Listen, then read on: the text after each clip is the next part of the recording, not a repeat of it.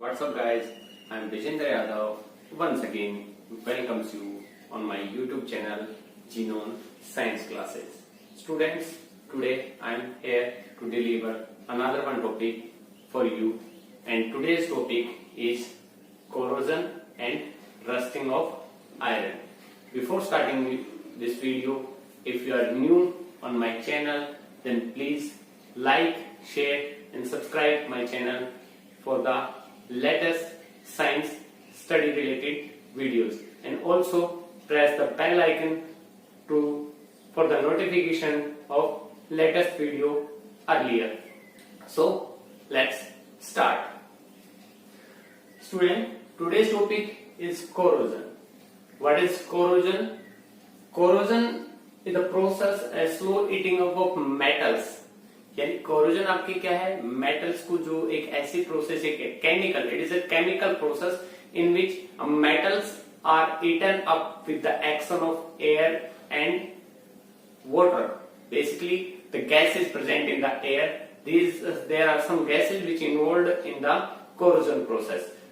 So if we define the corrosion, then the process of slow eating up of metal by the action of gases and water vapor present in the air due to the formation of certain chemical compounds.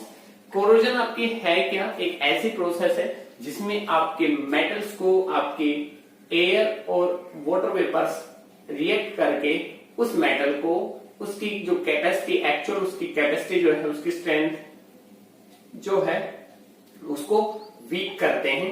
तो वो process आपकी क्या है, वो chemical compounds का formation करती. And corrosion is a chemical change.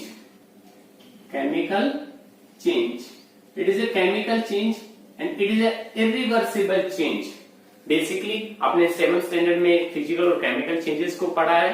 तो physical और केमिकल चेंजेस में इंक्लूड करते हैं. तो corrosion is also comes into the category of chemical change. यानी केमिकल चेंज में ही हम कोरोजन को इंक्लूड करते हैं. और बेसिकली कोरोजन में होता क्या है कि मेटल की जो पावर है, जो उसकी एक्चुअल कैपेसिटी है, वो आपकी कहीं ना कहीं आपकी वीक होती है. उसकी जो शाइन है, उसकी जो चमक है, वो कहीं ना कहीं आपके फेड होती है. यहां मैं आपको दो एग्जांपल्स के बारे में आपके लेके उनके बारे में पढ़े.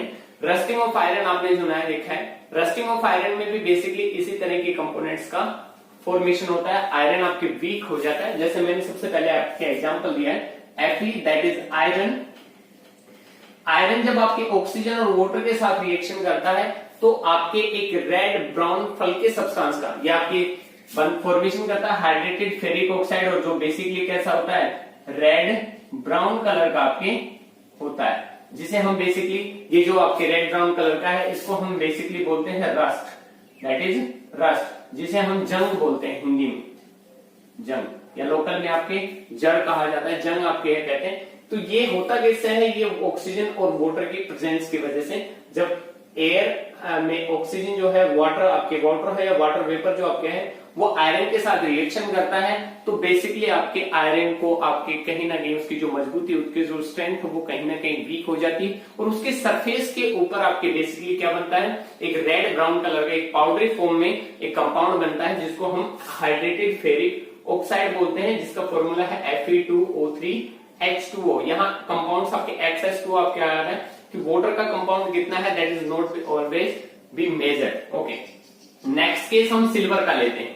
सिल्वर के ऑर्नामेंट्स आपने देखेंगे, ज्वेलरी में आपके बेसिकली यूज होता है. और उसका बेसिक रीजन क्या है कि unreactive, we can say that almost unreactive metal आता है. जो रिएक्टिविटी सीरीज है, जो आपकी उस रिएक्टिविटी सीरीज में, जिसको हम अर्लियर डिस्कस करेंगे बाद में, अर्लियर मैंने आपकी वीडियोस में रिएक्टिविटी सीरीज के बारे में डाला हुआ है. उस केस में आपकी रिएक्टिविटी सीरीज में थर्ड लास्ट में आपकी आती है सिल्वर, गोल्ड और प्लेटिनम के साथ. तो सिल्वर है आपके फॉर्मूला ये Ag आता है. एयर में जो आपके हाइड्रोजन सल्फाइड जो प्रेजेंट होती है H2S, वो सिल्वर उस हाइड्रोजन सल्फाइड के साथ रिएक्शन करती है और फॉर्मेशन करती है किसका, सिल्वर सल्फाइड का.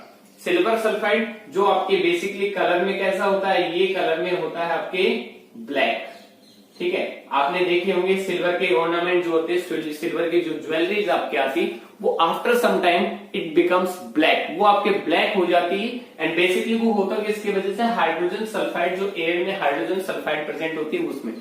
कई बार हम सिल्वर की जो आपकी ज्वेलरी यूज करते हैं उनमें आपके कई बार हमने जैसे नेक में या हाथ में फिंगर में अपने रिंग पहन रखे होते हैं, तो हमारे बॉडी से स्वेट निकलता है, पसीना निकलता है, उसकी वजह से वो अगर if silver is not be in the pure form, अगर प्योर फॉर्म में नहीं है तो वो आपके क्विकली रिएक्ट करता है और आपके हाइड्रोजन सल्फाइड का फॉर्मेशन करता है, और साथ में हाइड्रोजन गैस जो आपकी आती है वो रिलीज होती है, वो हाइड्रोजन गैस एटमॉस्फेयर में चली जाती है। Next, what factors are basically behind the corrosion, यानी वो कौन से फैक्टर्स हैं, तो ये वो 4 फैक्टर्स आपके हैं, these are the 4 factors which affecting corrosion, जो कोरोजन को सबसे ज्यादा इफेक्ट करते हैं, यानी बेसिकली इनके पीछे जो आपके है वो सबसे मेन जो आपके आता है वो यही आपके क्या है। सबसे पास आता है position of metals in reactivity series. देखिए reactivity series it is the main part of chemistry, organic chemistry में जितनी भी केमिकल रिएक्शंस आती हैं उसमें रिएक्टिविटी सीरीज सबसे इंपॉर्टेंट रोल प्ले करती है। और ये रिएक्टिविटी सीरीज आपके कैसे परफॉर्म करती है, ये रिएक्टिविटी सीरीज जो आपको यहाँ दिखाई दे रही है, ठीक है, इस रिएक्टिविटी सीरीज में जो मेटल्स आपके अरेंज किए गए हैं, ये मेटल्स आपके जो भी मेटल हाइड्रोजन से ऊपर हैं, sodium, potassium, magnesium, aluminium, zinc, iron, ये मेटल्स आपके जो हाइड्रोजन से ऊपर हैं, ये मेटल्स जितने भी हैं ये बेसिकली हाई रिएक्टिव होते हैं और क्विकली आपके रिएक्शन करके कोरोजन की प्रोसेस को इन्वॉल्व हो जाते हैं। सेकेंड आता है एयर एंड मॉइस्चर।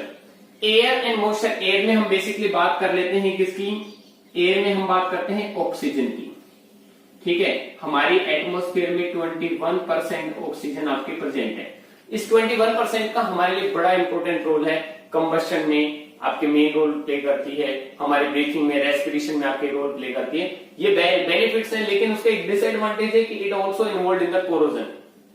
कोरोजन में इन्वॉल्व होती है, जहां पे एयर की आपकी एयर ज्यादा होती है वहां कोरोजन ज्यादा होता है। नेक्स्ट, मॉइस्चर की बात करें, ह्यूमिड एरिया जहां आपके होता है, जहां नमी ज्यादा होती है, उस एरियाज में आपके ज्यादातर रिएक्शन होती है, कोरोजन की प्रोसेस ज्यादा होती है। एग्जांपल के फॉर्म देखें, अगर एक एग्जांपल लेके देखें तो डेजर्ट जहां है, डेजर्ट में आपके कोरोजन कम होता है, कोरोजन की जो प्रोसेस आती है, रस्टिंग ऑफ आयरन की अगर बात करें तो वो कम रिएक्ट करता है। लेकिन जहां आपके कोस्टल एरिया, जो समुद्र के आसपास का जो एरिया आता है, वहां पे एयर भी आपके सफिशिएंट है और मॉइस्चर, पानी भी आपके मैक्सिमम क्वांटिटी में होता है, मॉइस्चर आपके सफिशिएंट होते हैं। इस वजह से वहां आपके मॉइस्चर की वजह से भी आपके वहां कोरोजन डेजर्ट के कंपैरिजन में कोस्टल एरियाज में ज्यादा होती है। अच्छा, प्रेजेंस ऑफ सोल्ट, सोल्ट की बात करें तो हम यहाँ सोल्ट में हम बात ले रहे थे सी वाटर की। सी वाटर को अगर लें, अगर कहीं भी वाटर आपके यानी प्रेजेंस ऑफ सोल्ट, आपके जो पानी है उसमें सोल्ट्स की क्वांटिटी अगर ज्यादा है तो वहां रस्टिंग यानी कोरोजन, या रस्टिंग का एक आपके कोरोजन का ही एक पार्ट है rusting.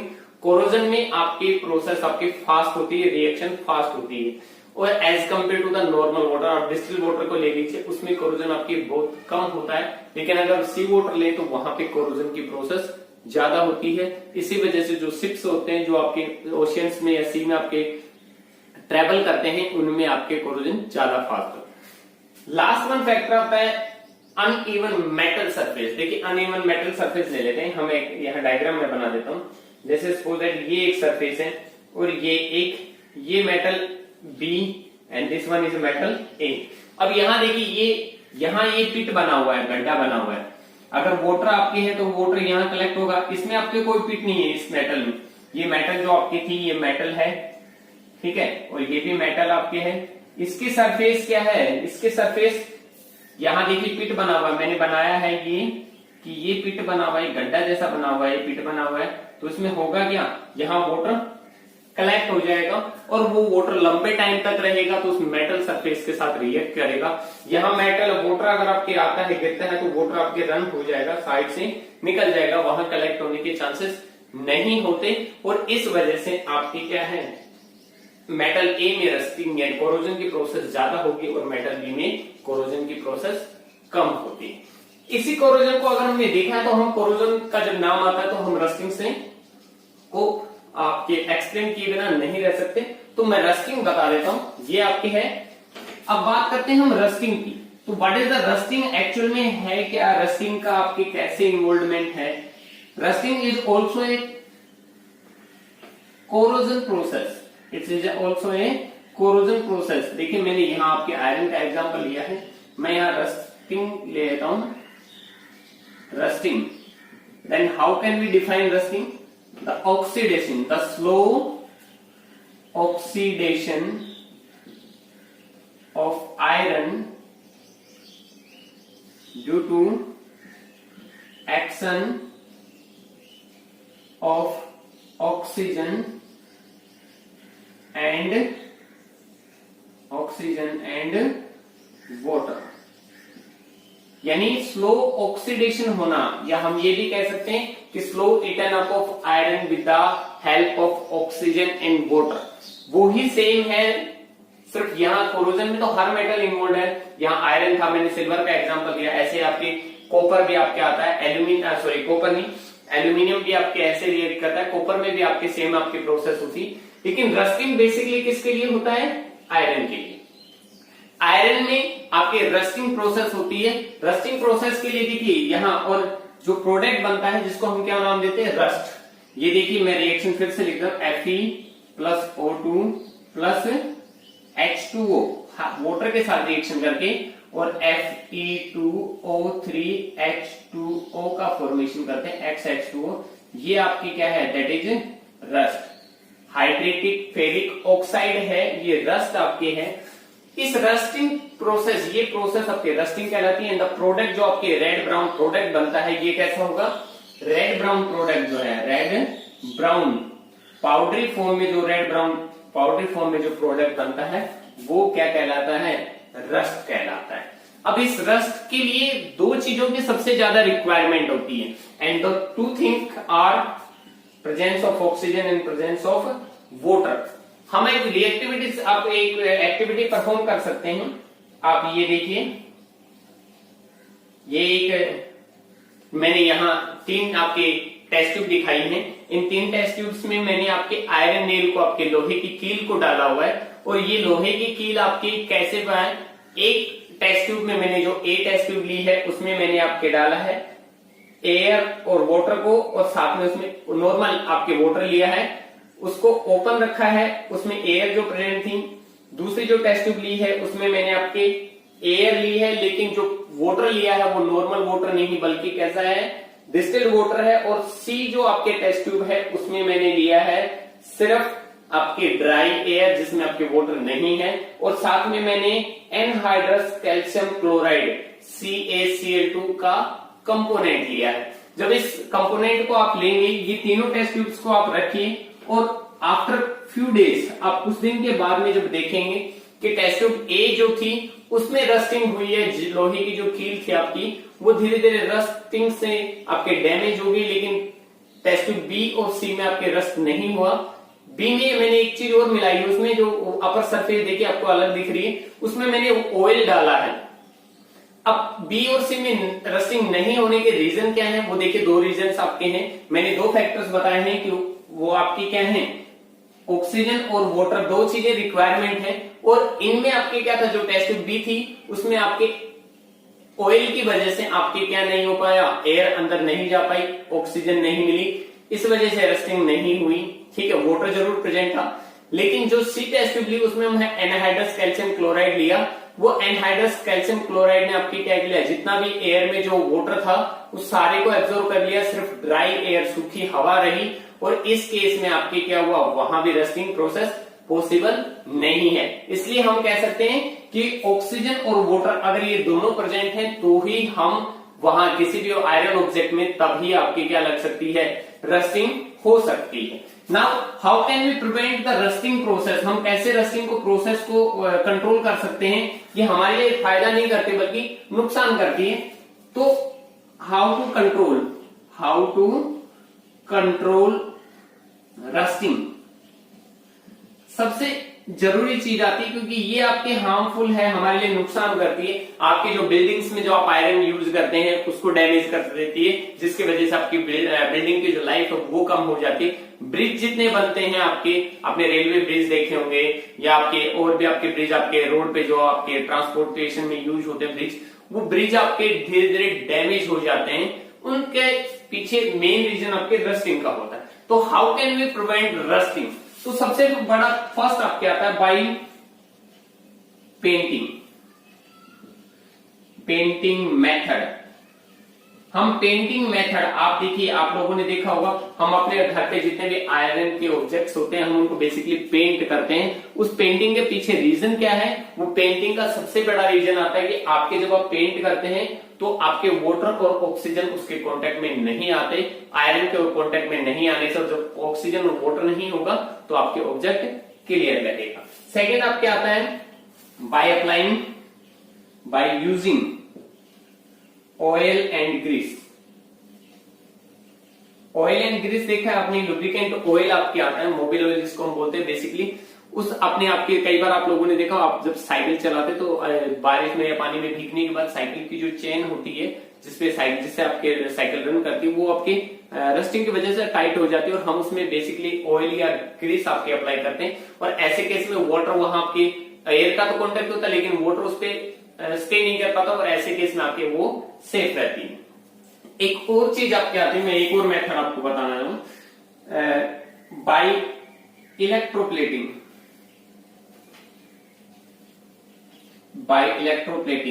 method. Electroplating method is basically used to decorate a cheap metal and make them attractive. यानी आपके कुछ ऐसे मेटल्स आपके आती है जो आपके चीप मेटल से बनी होती है, लेकिन उनको अट्रैक्टिव बनाने के लिए आपके बेसिकली, जैसे हम बात करें बाथरूम फिटिंग, जो आपके टैप्स होती हैं वो बेसिकली आयरन के बनी होती हैं, और उनको रस्टिंग से प्रोटेक्ट करने के लिए उनके ऊपर क्रोमियम की लेयर बनाई जाती है। ऐसे ही इलेक्ट्रोप्लेटिंग में आपके सिल्वर या चीप मेटल्स के ऊपर इलेक्ट्रोप्लेटिंग की जाती है। जैसे आप लोगों ने ज्वेलरीज के बारे में सुना होगा, टीवी में एड्स देखे होंगे कि गोल्ड प्लेटेड, एक्चुअल में गोल्ड प्लेटेड होती है, गोल्ड नहीं होता, उनपे सिर्फ गोल्ड की लेयर की जाती है, क्योंकि gold is an unreactive metal, वो आपके अनरिएक्टिव मेटल आपके आते हैं। एक और चीज आप कहते हैं, फोर्थ में अगर बात करूं, अलोइज आपके क्या आता है, मिक्सचर ऑफ क्या होता है, मिक्सचर ऑफ मेटल्स या फिर metal plus non metal, metal और नॉन मेटल इनका मिक्सचर होता है, जिसको हम अलॉय बोलते हैं। और ये अलॉय बेसिकली रस्टिंग से प्रिवेंट करते हैं, क्योंकि उसमें एक्चुअल में हम मेटल के साथ में और ऐसे कंपोनेंट्स को यूज करते हैं। जैसे हम स्टेनलेस स्टील की बात कर लें, हमारे किचन में जितने भी ग्लास, प्लेट, स्पून जो आपके होते हैं वो स्टेनलेस स्टील के बने होते हैं। आप उन्हें वॉश भी करते हैं लेकिन उनमें रस्टिंग नहीं होती, क्योंकि उस स्टेनलेस स्टील के कंपोजिशन जब बनता है स्टेनलेस स्टील, तो उसमें आयरन के साथ में निकिल, कोबाल्ट, क्रोमियम और कार्बन को यूज किया जाता है, जिसकी वजह से उसकी पावर जो आपके स्ट्रेंथ है वो भी बेटर होती है। आपके अलॉय व्हील्स जो आते हैं आपकी बाइक्स में या आपकी गाड़ियों में, जो अलॉय व्हील्स आते हैं वो भी आपके बेसिकली होते किसके हैं, ये अलॉय व्हील्स भी आपके आयरन के साथ में अलग मेटल्स बनाई जाती हैं। अलॉय बनाने का बेनिफिट आपके है, दो बेनिफिट्स मैं आपको बताता हूं। पहला तो रस्टिंग नहीं होती, ये हमें पता है। सेकंड में आपके इसके अलावा बताता हूं, सेकंड आपके है कि अलॉय व्हील्स की जो आपके लाइट वेट होते हैं, अलॉय व्हील्स ले लीजिए, कोई भी मेटल ले लीजिए, दे आर लाइट वेट, वो आपके हल्के होते हैं as compare to the original metal. अगर आपने लोहे से बनाया है तो वो आपके लोहे का मेटल आपके वो ऑब्जेक्ट हैवी होगा, लेकिन लोहे का ही अगर हम बात करें स्टेनलेस स्टील को ले लीजिए तो वो आपके लाइट वेट होते हैं, हल्के होते हैं। सेकंड एक चीज और आती है, दे आर मोर ड्यूरेबल, उनकी जो स्ट्रेंथ होती है, ताकत होती है, वो ज्यादा लंबे टाइम तक आपकी चलती है, वो मजबूत बनते हैं। और थर्ड अगर फैक्टर और ले लीजिए कि इनका मेल्टिंग पॉइंट आपके कम होता है और वो अट्रैक्टिव लगते हैं as compare to the original product, जो ओरिजिनल मेटल है उसके कंपैरिजन में वो आपके बेटर लगते हैं। तो ये रस्टिंग को कंट्रोल करने के कुछ तरीके आपके हैं, जिनका यूज करके हम रस्टिंग से आयरन को प्रिवेंट कर सकते हैं, और आपके जो आयरन ऑब्जेक्ट्स हैं वो एक लंबे टाइम तक आप उन्हें यूज में ले सकते हैं। तो that's the today's class. If you have any doubts please mention your doubts in the comment box. आपको ये वीडियो कैसा लगा, अच्छा लगा तो please press the bell icon and subscribe my channel Genome Science Classes for the latest science related videos. Thank you. Have a nice day.